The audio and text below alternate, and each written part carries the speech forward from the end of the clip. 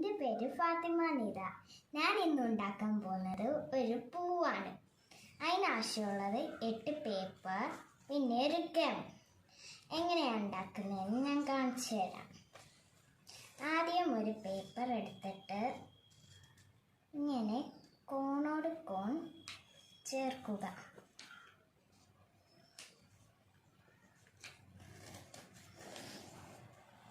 എന്നിട്ട് ഒന്ന് നിവർത്തുക. അത് കഴിഞ്ഞ് ബാക്കി വരുന്ന പേപ്പർ ആ നടുക്കോട്ട് ഒന്ന് ചെയ്തു കൊടുക്കുക.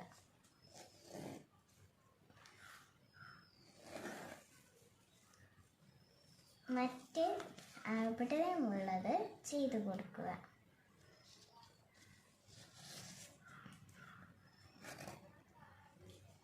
ഇനി നമുക്ക് ഇത് ഇങ്ങോട്ട് ആക്കുക.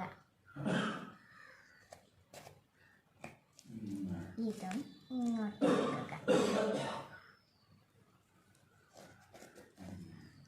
ഈ അടുത്ത പേപ്പർ നമുക്ക് ചെയ്യാം.